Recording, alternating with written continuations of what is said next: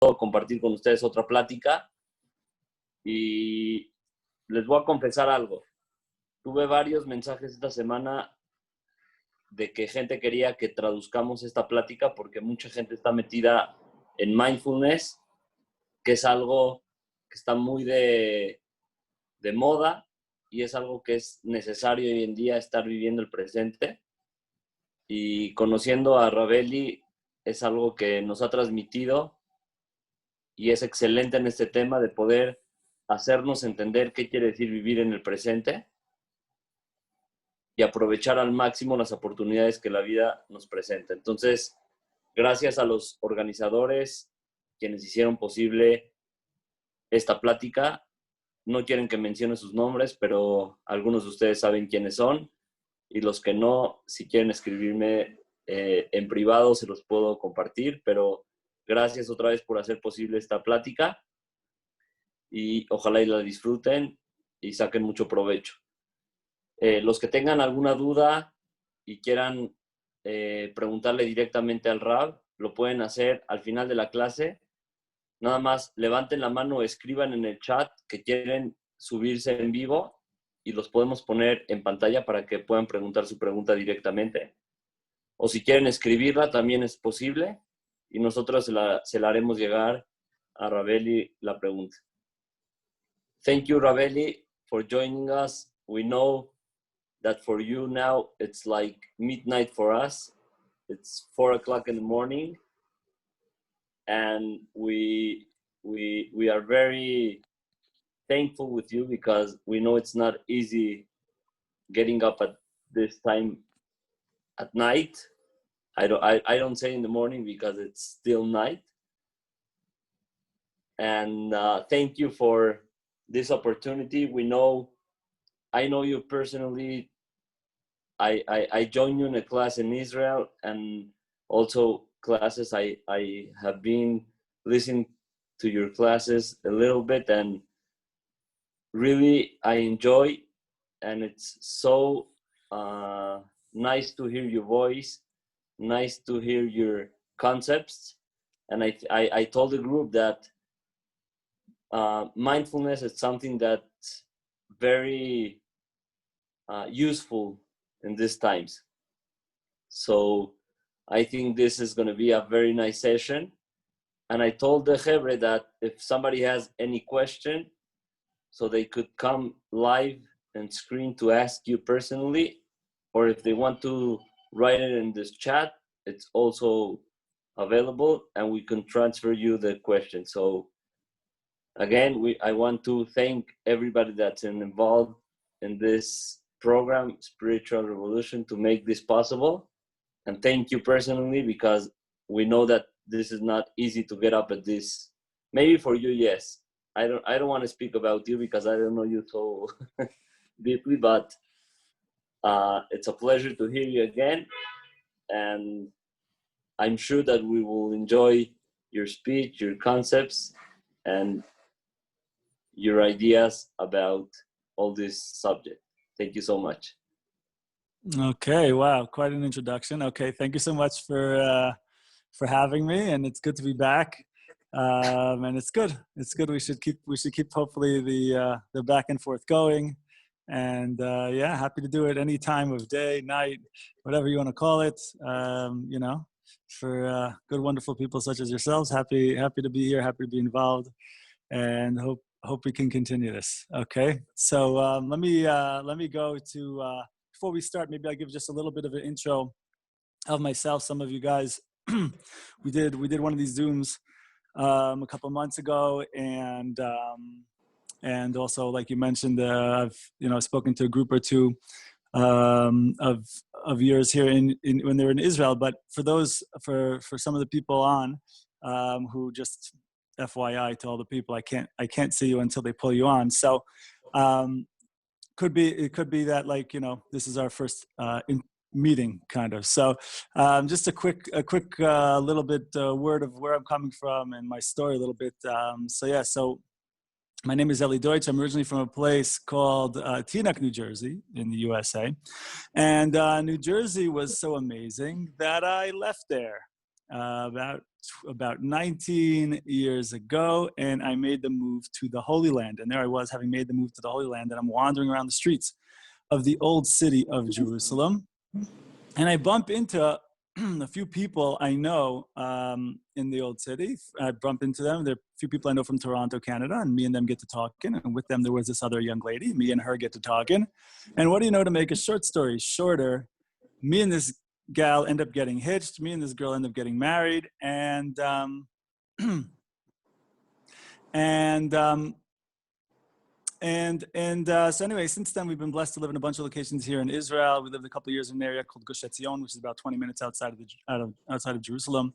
We lived 2 years in Beersheba in the south, across the street from the university there, Ben Gurion University, where we were involved in Jewish outreach. And now, thank God, we're blessed to live back in the old city of Jerusalem for the last 12 years or so, actually living in a place overlooking the spot that we met. So that's a nice little story. But that is not the only reason I'm here talking to you today. What brings me here, I think, more so to talk to you today is that when I was growing up, anything I ever heard about Judaism was a lot about the what's of Judaism and the hows of Judaism, what to do, how to do it.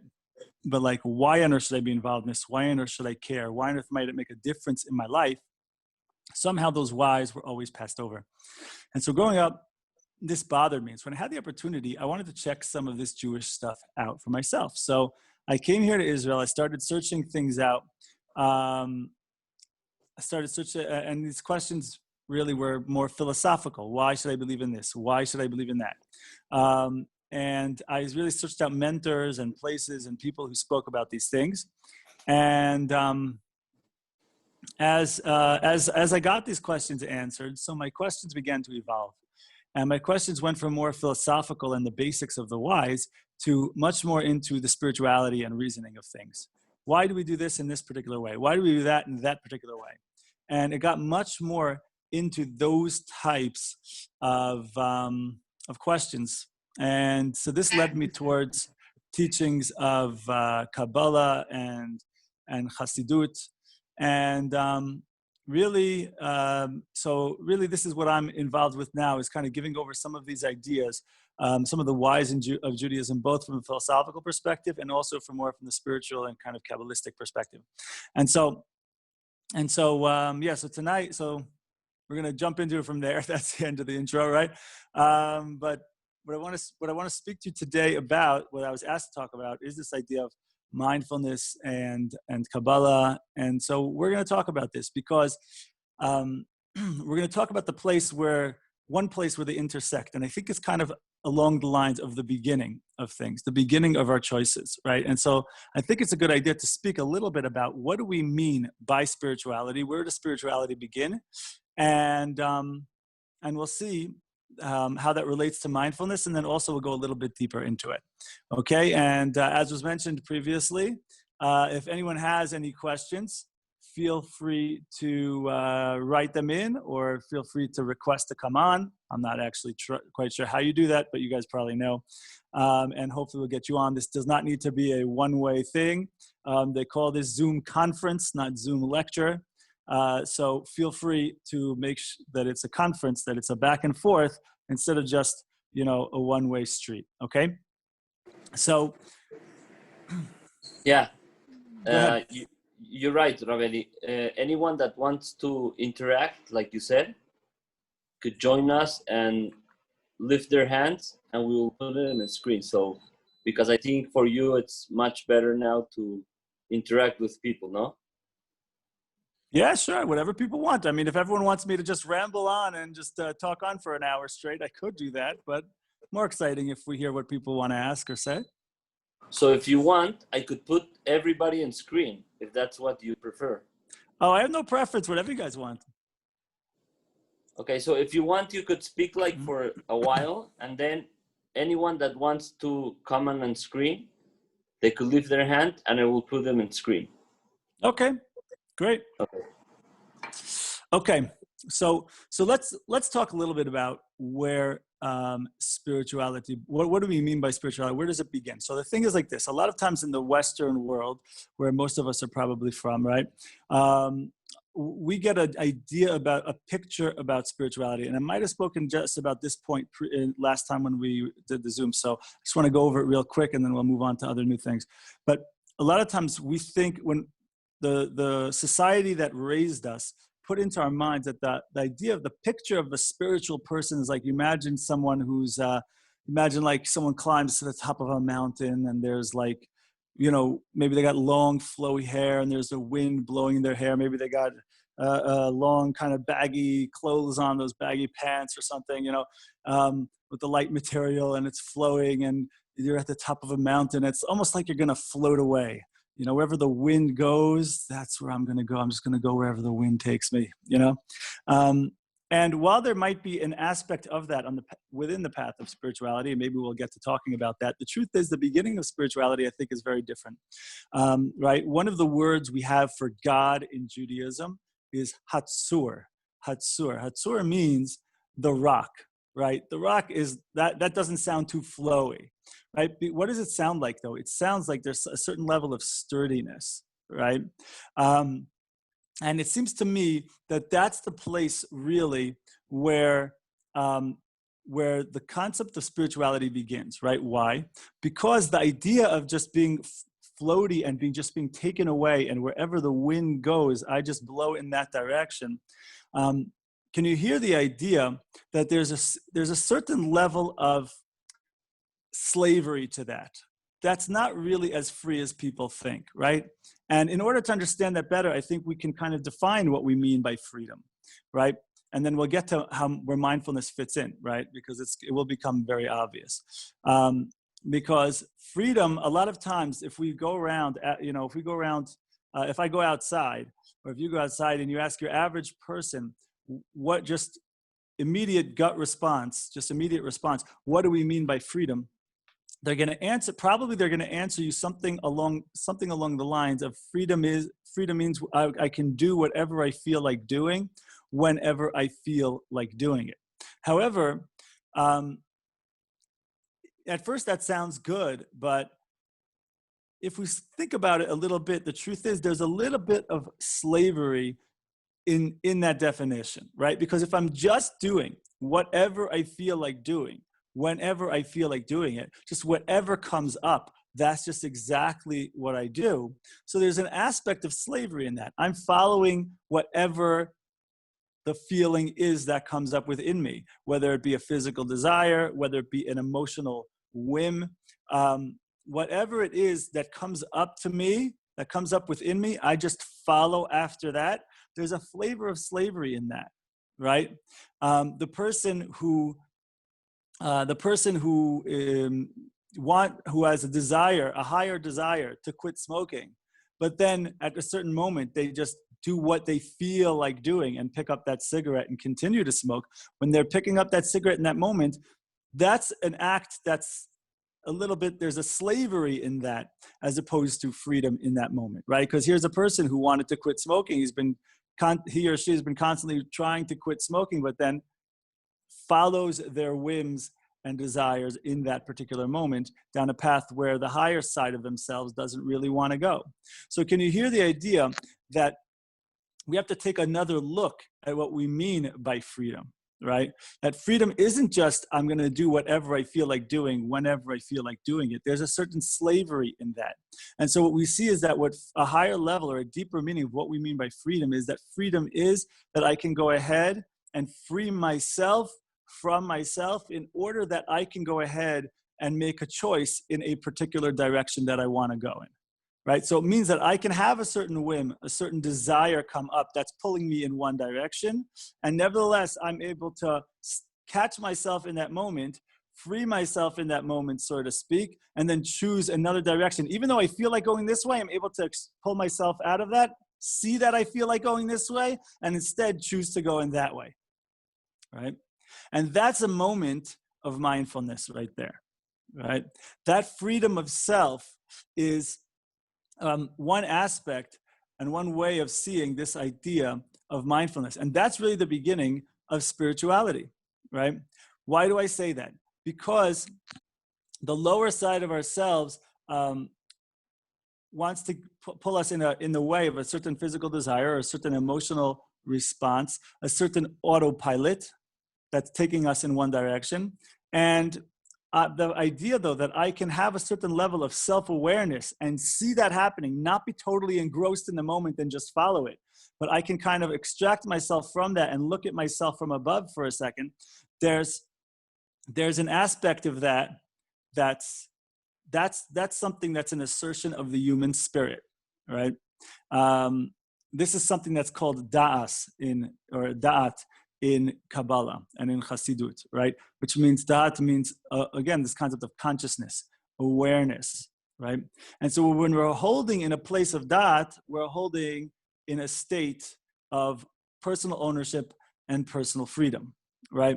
And so we should understand that difference between what society is calling freedom versus what we're saying in Judaism is freedom, and in mindfulness also is freedom, is the idea that to recognize that most of society, most of TV and Hollywood and the movies and all of that, most of what they're saying is freedom is essentially a certain level of slavery. Yes, you're free from the government stopping you, right? So you're free to do whatever you want to do whenever you feel like doing it, but you're not internally, you're not holding in a state of freedom.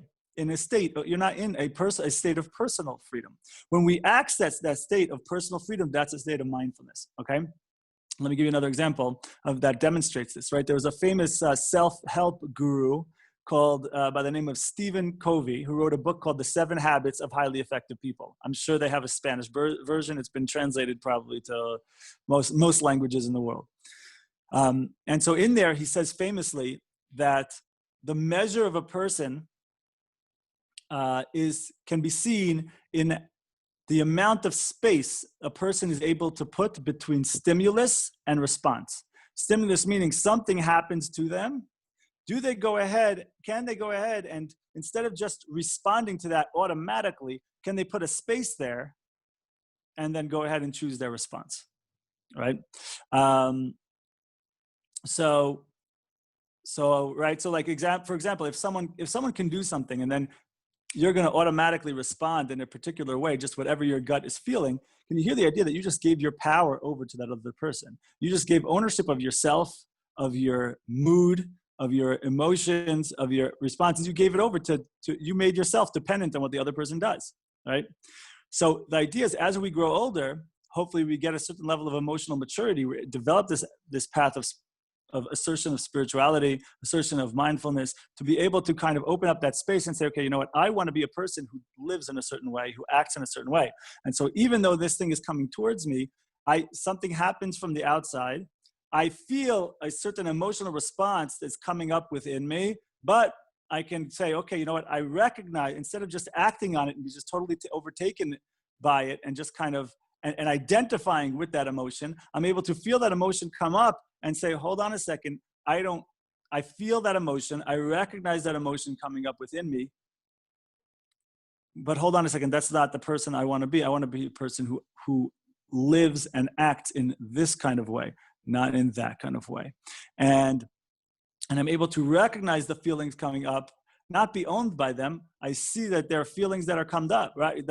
So a lot of times you have people who say, I'm angry. Probably most of us have said that in our lives at some point, I'm angry. So the question is, and I do this with my kids sometimes, and it's very annoying for them, I'm sure. Where I say, hold on, you're angry? Really? Because I named you something else, right? I thought your name was Mike. I don't have any kids named Mike. I'm just giving you an example. I thought you're Mike. You're not angry. You're Mike. And so, of course, they tell me, okay, Dad, Abba, you're being annoying. You're being like a father sometimes, right? But what that means is don't get enwrapped and enveloped and overtaken by that emotion in the moment to the point that you lose your identity and you just take on the identity of that emotion. On the other hand, though, you can say, oh, I feel anger coming up for me. I feel feelings of anger. I'm feeling angry as opposed to I am angry, right? I'm feeling angry. Okay, so let's recognize that. Do you want to respond? And within my own head, within my own self, do I want to respond like this with anger, or do I want to go ahead and say, okay, I recognize the anger, but I'm going to choose to respond in a different way? that's being mindful, right? And even in Kabbalah, this is referred to shining mochin, shining brains, shining mind, brains onto one's midos, onto one's emotions, onto one's characteristics, which is really, what are our characteristics? They're an external expression of our emotional intelligence, where we are emotionally, right? So it's shining your mind onto your emotions, okay? And so in this manner, we become mindful in this way. So now I want to give you a couple of ways where we see this in life and where we see this in Kabbalah, where we see this in Judaism. But first, this is a good opportunity. If anyone has any questions or anything they want to ask or say, this is a good opportunity for that. So I have somebody that I think he wants to ask something. Good.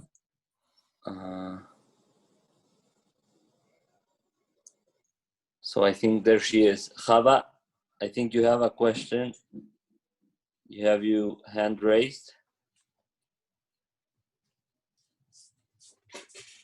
Chava, you have your microphone off.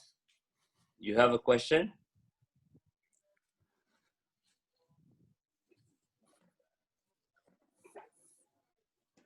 No. Okay. Okay. I have a question. You speak about angry, but also with desire is the same. If I want something, in any case, when you think and you decide anything else, is the same, right?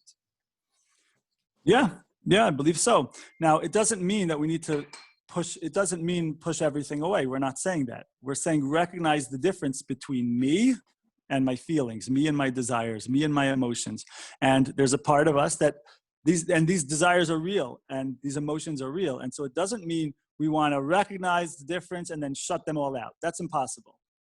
Or it's not going to work, because it's like in Kabbalah, in Chassidut, they talk about the one's emotions and one's characteristics, like we're speaking about here. One way they speak about them as one's children. Why? And so, like, what happens if children are crying? You have one kid who's who cries a lot, one kid who yells a lot, one kid who gets shy and goes into a corner, and like all these different kind of like immaturities almost, or just emotions, right? And you can't stamp out whatever the kid wants, right? You can't stamp out the kid. That's going to just lead to rebellion, right? And so you do need to give it a certain level of what it needs, give it a certain level of what it wants, but in a level of you're running the show, right? You're following, you don't let them take over, but you do give them a certain level of what they need, right? I was once by a rabbi's house, a rabbi of mine's house, and I showed up, and there he was heading out with his, 5-year-old or something to go burn things. To go just burn things. It's like, yeah, my kid's been wanting to make fires and things like this, so I have to give them to make fires. But he doesn't just let the kid go out with a match and go out lighter and just burn whatever the heck he wants, right? He pushes it off. He says, we're going to do it, and then he gives them a space to go ahead and make fires. So at that, and that's the idea, right? So the idea isn't just the idea isn't like, okay, we deny everything. No, the idea is we harness this energy, right? And we recognize the energy for what it is, and we give it its space. But we also don't let it take over. We also don't let it be something that owns us. Okay, I hope that's clear. Does that make sense? I hope so. Yeah, thank you so much. Okay, no problem. So I want to give you a couple of examples of how this shows up in our lives. Okay, and one of my favorite examples of this on a simple level is something that we see in last week's Torah portion, and this is a little bit about where we see mindfulness in the moment. Okay. In last week's Torah portion, there's a mitzvah. There's a mitzvah, a good deed, that's a commandment that's talked about in the Torah called in Hebrew Hashavat Aveda, returning lost objects. Now, listen to what it goes on, because a lot of people think that the mitzvah is just like, okay, you find something, find something and you return it. If you find something and you return it, then great, you got the mitzvah of returning a lost object. But it's much more than that. According to Judaism, if you find a lost object in the street, what you're supposed to do is take the lost object, make a sign, take a piece of paper, make a sign, what you found, and okay, imagine you found a bracelet, okay? I found a bracelet, to get it back, call, whatever your number is, 555-1212, okay? And you post that up in the place that you found it. And then someone hopefully comes looking for their bracelet, sees the signs, like, oh, maybe it's my bracelet. They call it up, they call you up, and then if they can say something unique about the bracelet, right? They can't just say, okay, it's my bracelet and you give it back. Then they have to say it's my bracelet and it's green and it has these initials on it. Right? If they could specify certain things about it that are accurate, so then you give it back to them. Okay? That's really how the mitzvah of Hashavat Aveda, of returning lost objects, goes. Now, but what I want to share with you is that look at this mitzvah. It's very interesting because that means that you're just walking along in the street and you are the one who happens to see this bracelet in the street. Now, look how much you have all this responsibility. All this responsibility just came on you. Think about it. All of a sudden, because you found a bracelet in the street, now you have to go to the trouble of taking it home, of making a sign, of putting it up there, of dealing with people. What if you don't want to? What if you don't want to do it? So interestingly enough, Judaism says, no. This is a situation that came to you. It fell in your, what they say in Judaism, they call it in your Dalet Amos. It means it's something that showed up within your domain, within your space, right? And so that means that now it's upon you. You now have responsibility, which is a wild thing, because in the culture that we grew up in, I can't speak for Mexico, I guess maybe it's different there, but definitely in the American kind of culture, we grew up with a mindset that we have responsibility when we are at fault. Let me explain what I mean. If I say to my kid, right? If I say to my kid, can you clean up this little mess over here? Oftentimes they will say back to me, hold on a second, I didn't do that, my brother did that. And then I'll respond, wait a minute. I didn't say anything about you did it. I didn't say a word about that. I asked you, can you clean it up? Right? But you see where their mind went? Maybe it's because I'm not raising them properly. I don't know. You see where their mind went? Their mind went to automatically thinking that I'm responsible to clean that up, not just if I found it like that. I'm responsible to clean it up if I am at fault for doing it. If I am to blame. If I am guilty of something, then I am responsible to clean it up. But Judaism is saying something much different, and I'm going to connect this. You'll see how this is connected to mindfulness, right? Is what Judaism is saying is something shows up in your domain, we have an attitude of responsibility, right? And why do I share this when we're talking about mindfulness? Because what we're sharing is when we're mindful, that means we are in the moment. It's not about how we got to this moment. It's not about how we got here.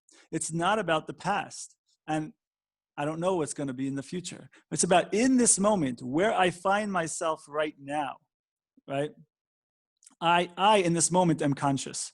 Something showed up in my domain that needs fixing. Something showed up in my domain that needs amending, that needs repair, that needs help. Okay, so I'm supposed to see what can I do in order to help this, in order to help this situation, in order to return this lost object, in order to help this person, right? That's the attitude we're supposed to have. And that attitude is rooted in a spiritual consciousness of being mindful in this moment that something shows up in my domain. Me as a person, me as a spiritual being says, what can I do to uplift this situation?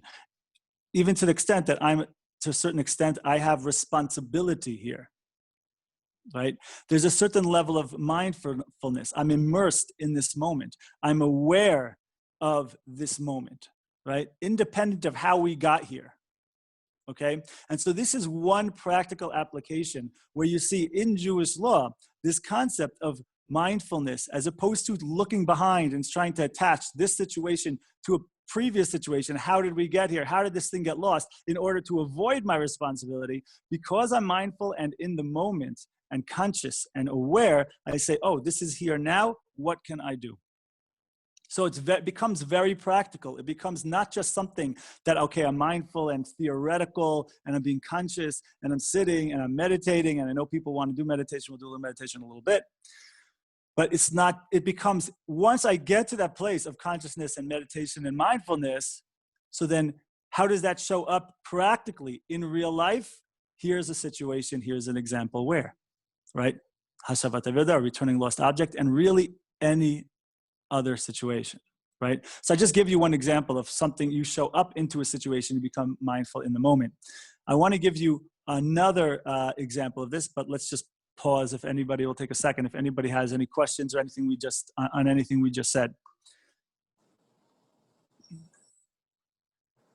¿Alguien tiene alguna duda, pregunta que quisiera hacer en vivo o en chat?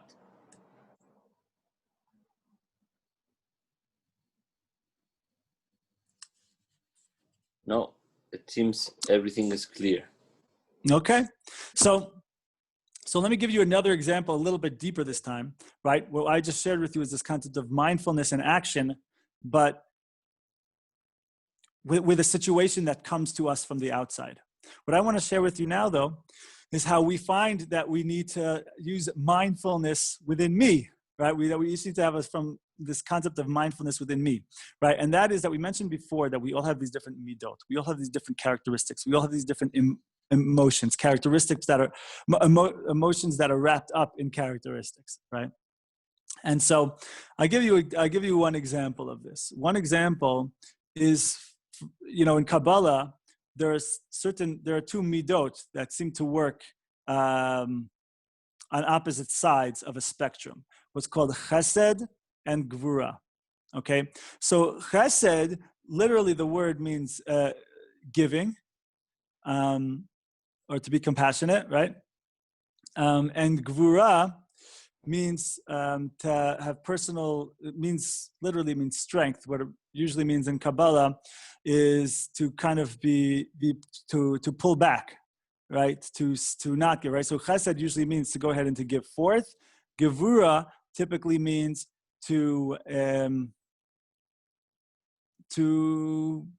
really like to have personal boundaries is really what it comes down to, right? And so the question is, a lot of times when we are giving, it's and usually in Judaism, it's a lot of times we think of giving as a good thing, right? But the question is, what if someone just always says yes, right? What if someone's always giving? And some of us, we probably find ourselves in this situation where we're always saying yes, right? But the question is that healthy, right? Is that the way we are supposed to be? So here's the thing, right? Because sometimes we're giving, and it's an act of giving that we are whole with. We are complete with it. We are totally fine, and we want to give. Either we want to give, or we're comfortable giving, right? But then there's another side, where sometimes we feel like we're losing ourselves. Sometimes that giving isn't so healthy. Sometimes we're in a place where we kind of feel like we have to, right? And so some of us kind of get pulled into giving in situations where our inner desire, our inner voice is saying that I don't want to give. I don't want to say yes to this. And then we go ahead and say yes to it anyway. And so what I want to share with you is, that that's a place which isn't so healthy. And it's not really giving that's happening in that situation. It's not really an act of giving. I mean, on the outside, it looks like an act of giving, and you might be giving something, but internally, it's not coming from a place of giving, right? And so the question for a lot of people as we begin to grow, especially for people who they call in English people pleasers, maybe you're one of them. Are you a people pleaser, that you are addicted to making you don't want to upset people. I wouldn't even say it's about making people happy. It's that you don't want to upset people. You don't want people to be disappointed with you. And so you go ahead and you say yes to things that really internally your inner voice is screaming no, but you say yes anyway, right? And so there's a lack of gvura in that situation. There's a lack of personal boundaries in that situation. And so personal boundaries doesn't mean I'm standing up for myself, I'm fighting. It doesn't mean that. It just means, am I respecting myself? Am I respecting my desires? Am I honoring my desires? Am I giving value to what I want? Or is that side of me just being, it's like that side of me is laying down in front of a truck and just the truck is backing over it, right? So the question is, where do we draw that line? How can I tell if I'm involved in giving or if I'm involved really in losing myself when I say yes? So I think the line is, and this is again about being mindful, this is about going into oneself and checking in with oneself. And if you've never, for a person who is a people pleaser, you're going to have a tough time with this at first. This is a muscle within you. This is an emotional muscle within you that you're going to need to build up. But here's a way to help you build that up.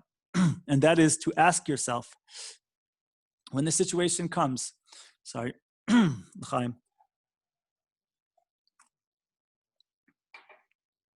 when the situation arises where someone asks you for help with something, someone asks you to give in some way, in that moment, you ask yourself, hold on a second, is this something that I have a desire to do and that I'm comfortable doing? Or am I feeling victimized when I do it? Do I feel victimized when I say yes? Right? And there's a couple of ways we can be victimizing. By the way, it's not necessarily the person who's asking you to do something that's doing the victimizing. You're doing it yourself, right? First, if a person makes a request of you, and even if they try to manipulate you into something, still you have to be able to go ahead and take a step back. Part of developing this mindful way of being is to be able to take a step back, go into yourself and say, okay,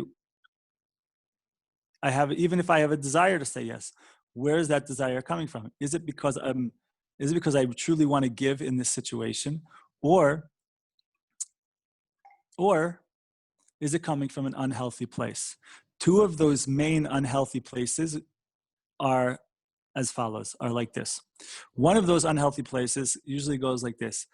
Am I trying to live up to some kind of picture of what I'm, quote unquote, supposed to be, right?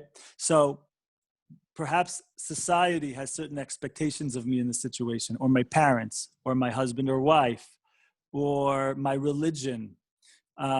So even though I'm not feeling like doing this, I painted some kind of picture of what it looks like to be a quote unquote good wife, what it looks like to be a quote unquote good daughter or good son, right? Or what it looks like to be a quote unquote good husband.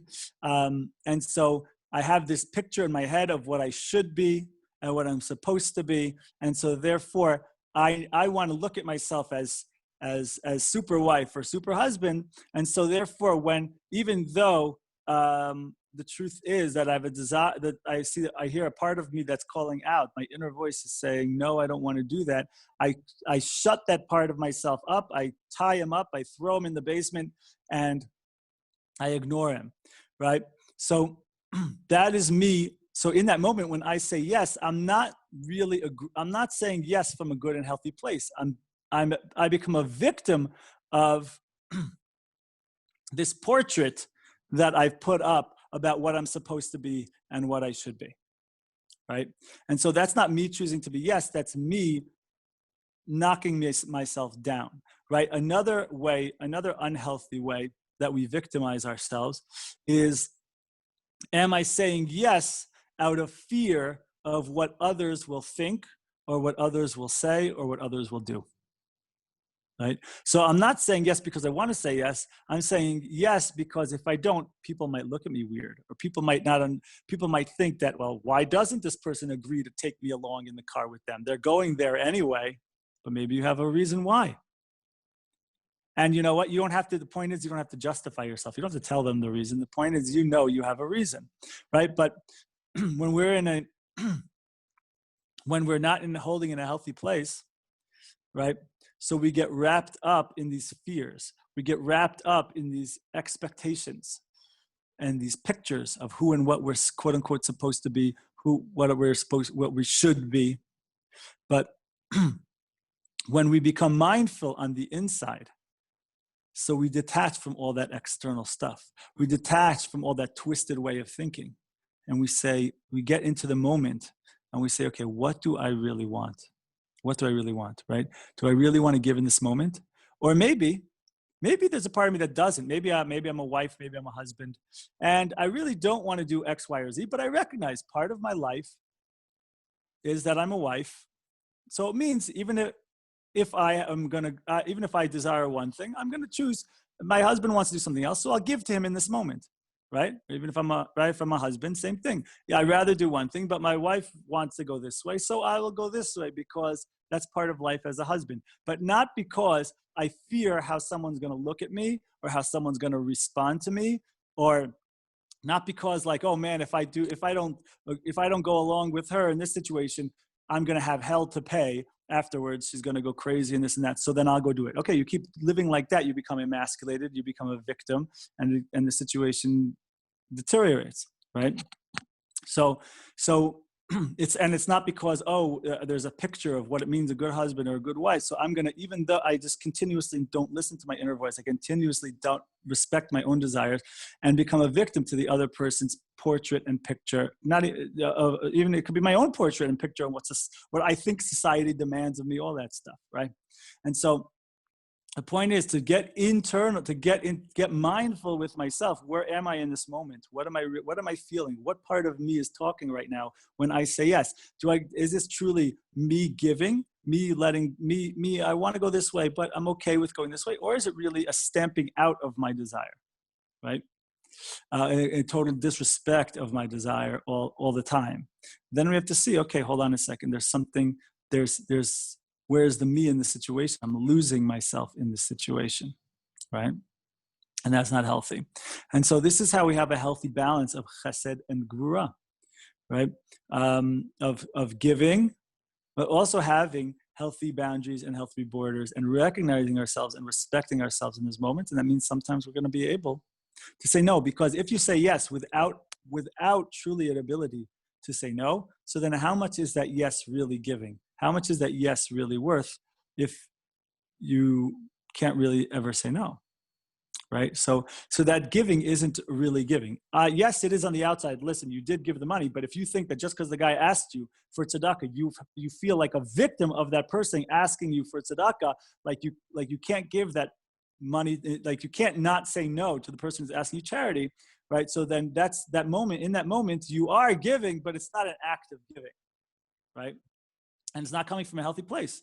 And the point is to be able to I'm totally comfortable saying no, and I'm going to say yes anyway because I want to say yes, right? Or maybe I don't even feel like I want to say yes, but I want to do this person a favor, even though I'm not feeling it so much right now anyway. But coming from a place of really knowing and being secure in the ability to say no. Do you hear that idea? My friends? Whoops. Okay, questions, thoughts, ideas. ¿Alguien tiene pregunta? ¿Alguna idea? ¿Algún comentario?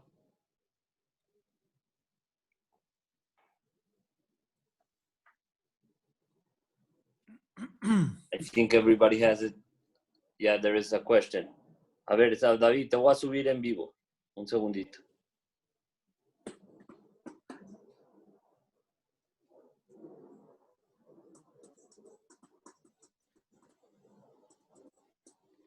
David, nada más quita tu micrófono y tu cámara. Hi, Rabbi.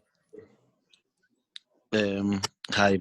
So my question is, sometimes we make some actions with two or more intentions, like to help another person, but also to I don't know how to say, ¿cómo se llama? Como nutrirte por dentro, como sentirte Get bien. credit, honor. Sure. But not like honor, like that other people clap on your face, like to you yourself to feel good that your actions are, and you are making a difference in the world or something like that. It's an inner feeling. So Okay. that's also not giving, it's taking. That's my question. I mean, it could be that. It could be. But that's also, like we said before, like we mentioned before. There's a part of us that needs to feel. We can't squash that side of ourselves. We can work to be as giving. We can try to be as giving as possible, etc. Yes, but that also can't come along with denying ourselves based on the reality of where we're at. So we have to recognize there's a reality of where we're at. We're physical beings. We're not angels. We're created with these, right? Physical body. And so we have to respect that, right? If you're taking a camel across the desert, you can't just give it a drop of water. You need to give it the water it needs in order to get there. Even if you want to get the most out of the camel, right? And you want to be, want to get the most out of it with putting the least into it. But you have to be, if you want that camel to function at its best, you need to understand how camels work and give it the sustenance, the food, the water that it needs in order to function in its and do its peak performance, right? And so there's nothing bad about that, right? So you don't want your camel to be running the show. You don't want your camel to eat all of your food as well, right? But you do want that it should have exactly what it needs to function the best, right? And so that means that you're recognizing the reality of the camel, right? So it's the same thing. It's the same thing for each of us, right? We have to recognize the reality of where we're at, right? And so instead of like trying to beat every last drop of ego out of ourselves, right?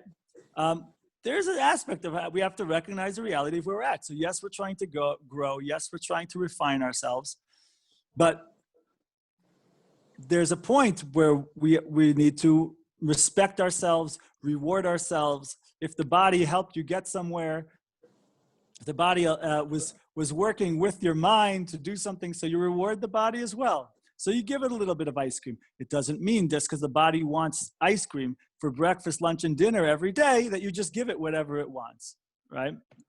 But you also do acknowledge that it wants something. Okay, so you give it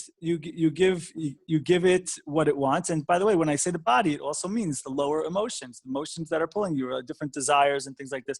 Yeah, we need to respect that, right? If a person has a problem with anger and self-loathing, etc.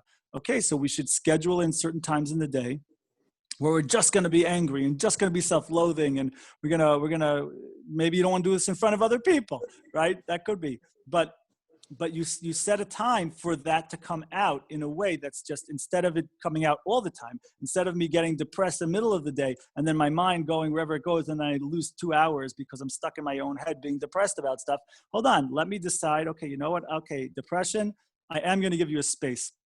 Self-loathing, I am going to give you a space throughout the day, and I make a time and I put it exactly where it needs to go. And it has 20 minutes of just, I'm going to be self-loathing now. I'm going to be self-deprecating. I'm going to be hating on myself because there's a part of me, for whatever reason, traumas, how I was raised, whatever it is, that there's a part of me that, at least in this moment, hates myself, let's say.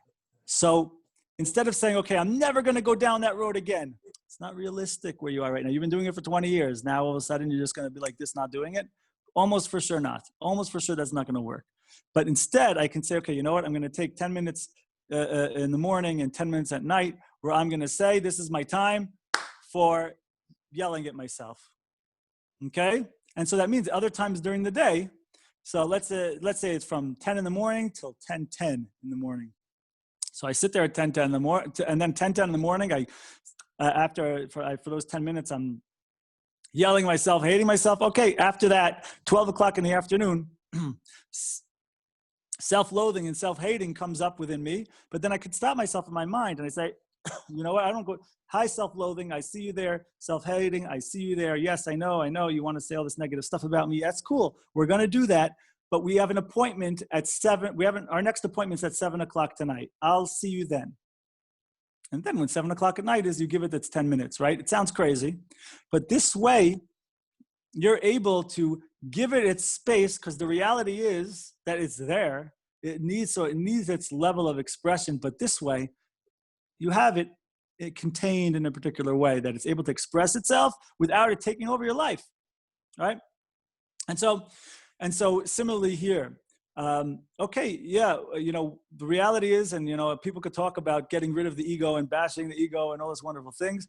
And okay, we all have what to work on and grow in, but also in the moment right now, part of working on things is to recognize where I am right now, right? And so if there's a part of me that wants to feel good from giving something, maybe making a charitable donation, okay, fine. Recognize that. So does that mean that you want to say, okay, look, 80% of me was giving, 20% of me was taking back the feeling of being good. Okay, why can't we accept that? It's okay. We're not going to, we're not angels. We're not perfect. We're moving, hopefully, and growing, right? Like, look, if anyone wants to grow physically, it's the same thing. You go to the weight room. You have to find, you can't just go to the weight room and be like, okay, look, my physical potential is to pick up 200, is to bench press 200 kilo. So then I just throw on the 200 kilo. It's not going to work, right? It's going to destroy me. What I have to be able to say, okay, maybe that's my physical potential somewhere down the road. But if I want to grow, I have to figure out, where am I at right now? What is the amount I'm actually able to lift? And then maybe I put on a drop more in order that I should have to struggle and grow. So it's difficult, but I can do it. But it's difficult, but I can do it. Okay, so now that's how we grow. We put on a little bit more. We stretch ourselves. But if we don't recognize the reality, and we just say, okay, look, our greatest human potential is to lift 200 kilo, and we put that on the weights, it's going to destroy us. It's not realistic. You're not going to grow that way. It's just going to destroy you and suffocate you. It's the same thing here. Let it be. Okay, we have a little bit of ego involved. We feel good. Okay, it's good. It's fine. You know what I mean? Does that make sense? Yeah, perfect, Roy. Thank you. You got it. You got it. Yeah, we got to be coming with all of this stuff, and any kind of growth, whether it be in terms of the world of self-help, mindfulness, Kabbalah, Judaism. We have to be coming from a healthy place, which means we see and we hear all sorts of crazy stories about righteous people who were fined and whatever. Yeah, that's after 70 years of working on a practice. And that's what we hear. And then we try to be that. And worse than that, some of us try to make our kids into that, right? Doesn't work. It's not reality. Reality is that you hear some nice stories like, wow, that's amazing. Okay, I'm not there right now. Probably will never be at that level, but who knows, maybe. But what can I do right now that I can be living in a conscious, growth-oriented way? And the part of that means recognizing the reality of where I'm coming from. Recognize the reality of who I am, of where I am right now. And also, yes, I have awesome potential, but also here's where I am right now. And to be able to grow from there. This is why in Pirkei Avot, in one of the rabbinical teachings, it says, Aseh lecha rav, make for yourself a rabbi. What does it mean, make for yourself a rabbi? One interpretation is very simple. You got to find a rabbi, but someone who's lecha, someone who's for you a rabbi, meaning to say that they understand you. They understand the reality of where you're at. So yes, it's a rabbi, meaning it needs to be someone who knows something, but also it's not just someone who's sitting on an ivory tower somewhere who has a lot of knowledge, but also they know the reality of you. They know the reality of your experience, that you feel comfortable, that they understand you and where you're coming from, so that they can go ahead and give you hadracha, give you mentorship in a path that would be healthy for you. Because it's very easy to open up a book and read a story, or open a book and see a bunch of laws and stuff like this. But and the book is black and white. But it's funny because life is very colorful. Life is very gray and colorful. And so the idea is, the trick is, how do we, right now, in this particular moment, in your particular situation, how do we take the black and white of the bookness of the book and put that to the colorfulness of your unique situation, and while respecting the tradition and respecting Judaism, respecting all of that, but also, while simultaneously also recognizing the reality of where you're at in your particular situation. So that takes someone who knows what's going on Jewishly, but also knows what's going on in terms of the reality of your life and yourself, and how do we go ahead and healthfully make that bridge between Jewish tradition and Jewish reality, and also the reality of who you are and where you're at, right? And that's hopefully that's the person who the rabbis are telling you want to go ahead and find for yourself and take on as a mentor. Okay. Hey, we have one more question before we continue. Abraham, okay, if you want to ask, there he is. How are you, Rav? Shalom, shalom. Good. Thank God. Hello. You spoke about the person who has Gebura by the side, that it's weaker than the Chesed. So he cannot control the Gebura, so he has to give and give, because he cannot develop of the Gebura. So what do you recommend about it? To develop the Gebura and say no, or maybe stretch the Chesed and instead in the beginning say no, and then he's gonna get to the yes. Say no and say no, or develop the not say no and go to the Chesed straight. Yeah, I don't know. I don't think the path is to go ahead and just start saying no to everything automatically. I would want to think more about that. Maybe that's something to do. Like, let me say no to everything and then start from there and grow. I hear what you're saying. There might be something to that. I don't know. I never took that approach with people or with myself. Maybe there's something to that. I don't know. I would have to think about that. But the path that I'm suggesting is going into oneself and asking oneself, am I being a victim in this moment? Is this something I want to do? Am I being victimized? In English, it's victimized. I don't know if they have such a word. In Spanish, maybe someone can say in Spanish the word. I don't know. In Hebrew, it's karbani. Karbani is like a sacrifice. Am I sacrificing myself on the altar of whatever this person wants me to do, right? So, right. Of saying yes. Am I sacrificing myself to that picture of who someone else thinks I'm supposed to be? Am I sacrificing myself because of a fear of how somebody else is going to react if I don't do what they want me to do? So, what the path I'm suggesting here is really trying to say is going inside oneself and saying, why am I doing this? Right? Because I want to, because I'm expected to, or because I'm afraid of what will happen if I don't. Right? So if the answer is I want to, great. If the answer is I feel good doing it, great. If the answer is that someone's expecting me to, now I'm getting a little nervous. And if if it's about, I'm afraid about what's going to happen if I don't do this, so then I'm definitely nervous, right? So to be able to go ahead and to recognize that within myself, say, hold on a second, I'm not going down that path anymore, right? To be able to catch oneself in terms of one's motivations and go ahead and then build and begin to say, no, thanks. Thanks for the offer to give, but I'm going to pass this time. In those moments where it's not coming from me wanting to give, but it's coming from someone's expectations or my fear of how they're going to respond. Right? Make sense? Yes, thank you. Yeah. Okay. Thank you very much. So develop the analysis, if you can, depending the situation. Yeah, yeah, and I believe, at least what I found effective and that works for people, is to be able to ask myself, am I being a victim in this moment, right? Do I feel victimized? Korbani in Hebrew. Again, if someone could say it in Spanish, I don't know how you would say that, Yeah, but same. oh, okay, fine. So, so I think I think that's the point. That's the line between chesed versus maybe when I should be using a little bit of gevura. Thank you very much. Thank you for coming on. Thank you for being here. Okay, so are there more questions or no? No, okay. No.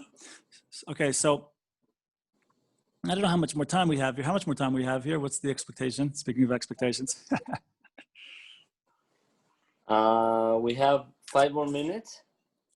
Ooh, 5 more minutes? Okay, we're going to do a meditation. Okay, so if we only have 5 more minutes, we're going to have to cut the meditation a little bit short, a little shorter than I wanted. I'm sorry. Can we make it 10 more minutes? Is that an option? Yeah, it's okay. It's great. Okay, so we'll do it for 10 minutes. So firstly, I was going to start off with a breathing exercise last time, but really only because someone got annoyed with me that I didn't do a breathing exercise. I wanted to start it off with a breathing exercise because I know there were people who wanted a breathing exercise last time who didn't get it, but I'm afraid we're going to have to pass on that. But I'll just give you one idea about a breathing exercise. There is a breathing exercise tradition that I wanted to share with you.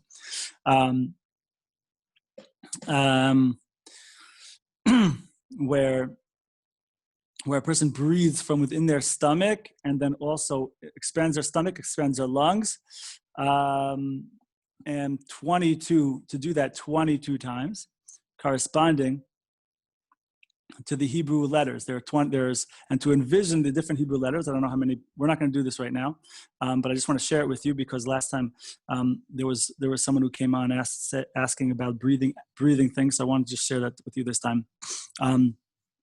To envision either just to have in mind the idea of the 22 letters of the Hebrew alphabet, which according to Kabbalah are the roots of the multiplicity of this world. Totally different concept, not going to talk about it right now. And if you want to go deeper, to envision with each breath in and out, to envision a Hebrew letter. So the first one, Aleph, the second one, Bet, the second one, Gimel. I'm not going to go there right now, just because for one, we don't have time. For two, and the second reason is I'm not sure if everyone knows the Hebrew alphabet. So I'm not going to go into that moment, but I did want to just share that idea real quick. Instead, let's go through a little bit of a meditation, and the meditation is going to go like this. That based on everything we're saying, we're talking about is getting to a state of self-awareness. And that state of self-awareness can exist on 3 levels. On the physical, in terms of our thoughts, right? In terms of what we're thinking, in terms of what we're feeling, and in terms of what we're physically feeling, okay? Physical sensations. So what I want to do is for us to do a little bit of a meditation on all 3 levels and to simply ask ourselves, and we'll sit with each one for a few minutes, and to simply ask ourselves, what am I thinking, right? First we'll do, what am I thinking? Then we'll do, what am I feeling? And then we'll do, what am I feeling physically? My physical sensations, okay? And the idea here is just to become aware of what comes up for us, right? And the point is to, like, something comes up, you start thinking about something or feeling something. When we're talking about the feeling one or physical sensation, we go, oh, that's interesting, right? Just become an observer of yourself. What this does, hopefully, is it becomes, instead of, like, a lot of times we get into a thought comes up and it takes us to the next thought, takes us to the next thought, and we're following and we're consumed by the thought. What we're talking about here is having awareness, like, oh, isn't that interesting? That thought came up, but it's not me. Understand what I'm saying? So we become observers of ourselves, and then with that, we become kind of a certain level of being able to be mindful, of being able to be separate, so to speak, from the thought itself, right? And this is when we become regular with this practice, so we become much more in tune with things coming up for us, as opposed to those things just coming up and taking over, right? So let's get into it. Ready? Get comfortable, my friends. I'm sorry, I keep coughing, got my sore throat here. Let's get comfortable. And sorry, just getting some water here. Take a deep breath in. Deep breath in and a deep breath out. Just relax. And we can close our eyes. If you want to close your eyes, close your eyes. If you want to leave them open, you could. And just ask ourselves the question. What ani choshev? What am I thinking? What am I thinking? And then just let it be. And just let it be. And a place of calmness. Just see what comes up. As things come up, you can recognize that they're there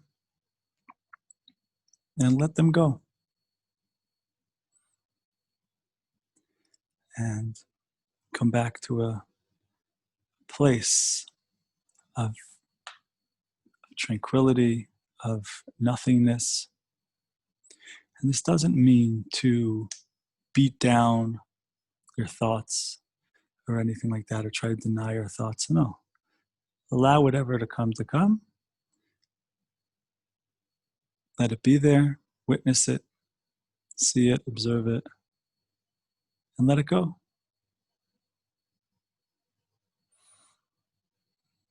So let's see if we can do that for just 2 minutes right now.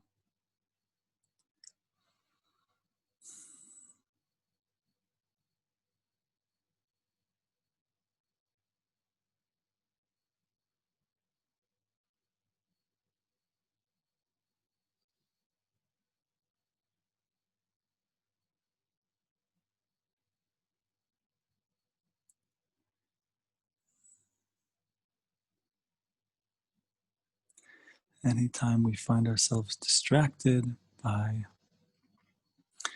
a thought or by a feeling that comes up, that's okay.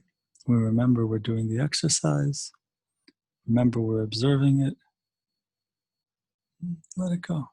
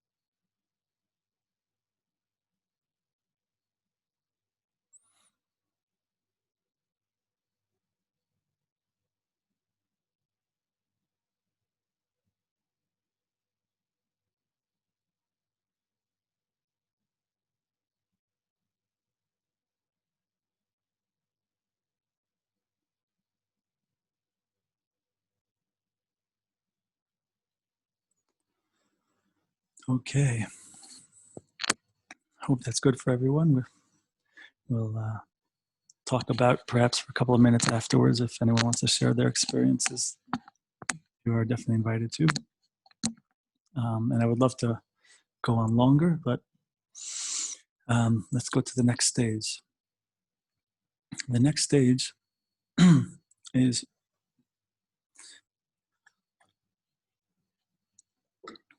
what am I thinking emotionally, before was what I was thinking. Now we're going to get at what am I feeling emotionally, right? What feelings come up? And again, in a similar manner, we recognize if the feeling comes up, we are observers of that feeling. It's not bad, it's not good. It's simply, it just is what it is, and it's okay. The point is that we're observers of what's coming up for us. When we go deeper in spirituality, that's called, part of ourselves is called nefesh. It's part of ourselves that's alive, but kind of rooted in our gut responses and things like that. So we're going to ask ourselves, what am I thinking? Mani margish, what am I thinking? And we're gonna see what comes up. Become observers and detached and watching. And if we do find times where, we get brought along in the emotions, that's normal at first, of course. It's normal at any point. And then, okay, so down the road, we get moved along by it. Okay, so when we remember, oh yeah, I'm doing this exercise. So, okay, so we say, okay, we take a step back, observe, let it be, recognize it, let it be, let it move on, we'll let it go. Okay, we'll do 2 minutes. Ma ani margish. What am I thinking? What am I thinking? Sorry, what am I feeling? What am I feeling?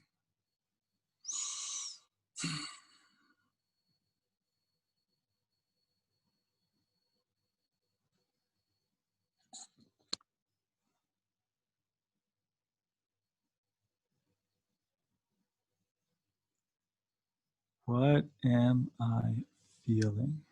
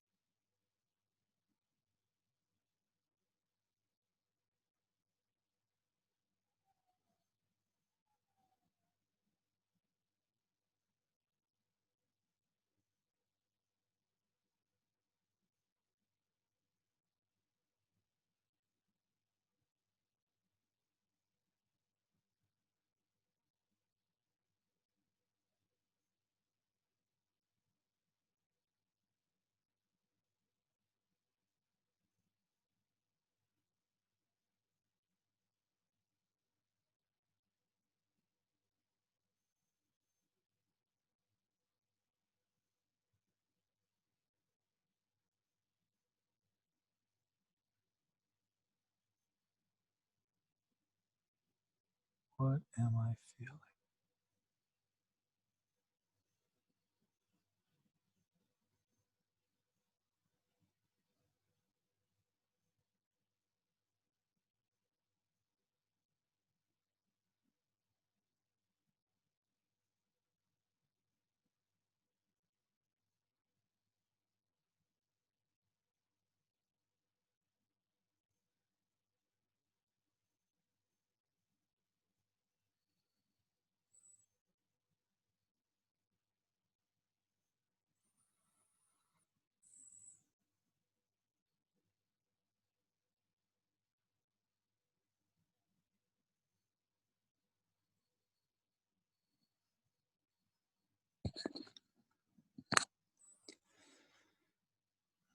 Okay. Hope everyone's doing well. Hope everyone's doing meaningfully. The more you do these things, we're going to move on to the physical sensations in a second. The more we make this a practice in our own lives, the more we recognize subtleties within ourselves that come up. The more we recognize different ways maybe we're trying to assert unhealthy control in certain situations where we have certain levels of anxiety, certain levels of fears, pains, all sorts of things like this. I hope I'm, I said 2 minutes. I hope I'm doing it right. I kind of lose track of time a little bit with it. Okay, let's do one last section, which is physical sensations. What am I physically feeling? And in this, there's really two aspects. There's when we sit here in our physical bodies, what am I feeling? I can feel if you have a little breeze coming by. You can also, what I find helpful is do like really a scan. Do from the bottom of your feet to the top of your head, and just go into each part of your body, moving up your bodies. What am I feeling physically? And that's externally physically and internally physically, right? Sometimes you can have, let's say, a breeze that comes by, or the pants on your leg, and just looking to feel things that a lot of the time go into the background, go into like automatic in the background of our lives, to become more conscious of it, to be able to become more conscious of it. Okay, but not only that, also within us, sometimes we have a little ache, a little twitch, a little something, to be able to experience that, and to be conscious of that. So there's the external aspect of what we're feeling and the internal aspect of what we're physically feeling. And one thing to do also is to do a little body scan, if that's helpful. And I find it helpful, from the bottom of your feet to the top of your head. We'll take 2 minutes right now to go ahead and do it. Okay, you can close your eyes or leave them open if you find that more helpful. Okay, so what am I physically feeling? Ma ani margish begufani. What am I physically? What am I physically feeling? Here we go.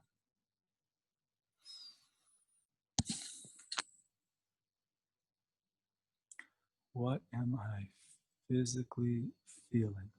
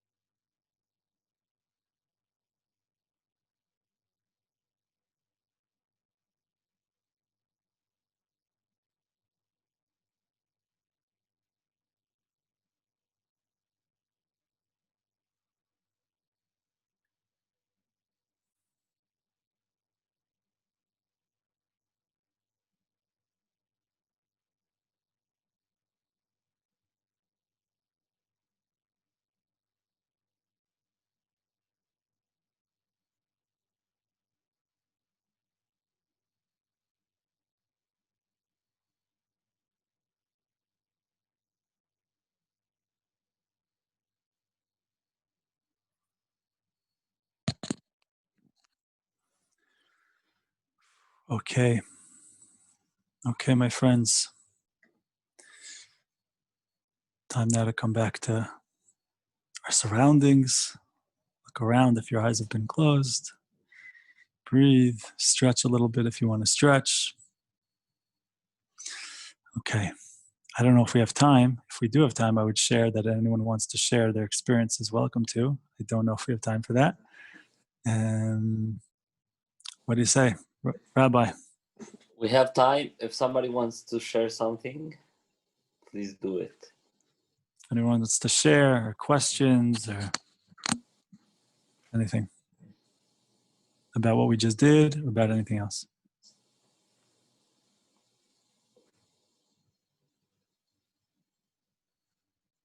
Okay.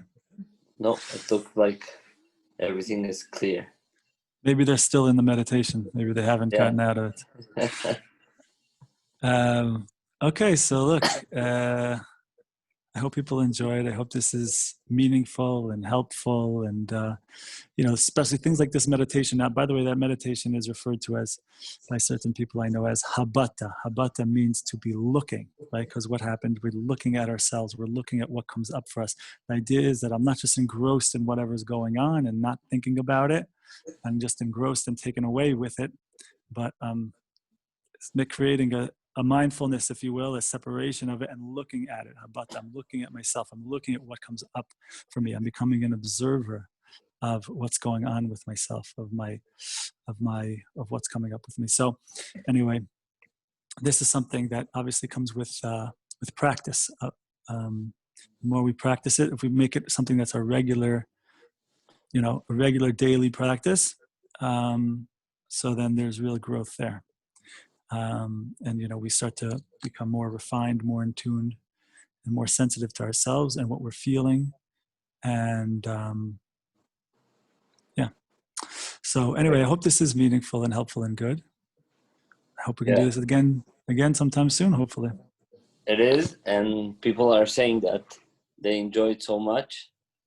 And like you said, they're still coming out of the meditation, so they prefer to save it for themselves. So It was a great experience. Thank you for your teaching, Rabbi. We enjoyed so much. Hopefully having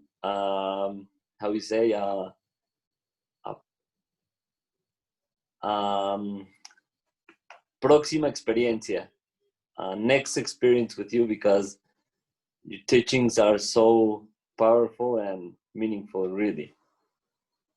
Thank you for the kind words. Thank you so much, Rabbi. Thank you so much. Thank you.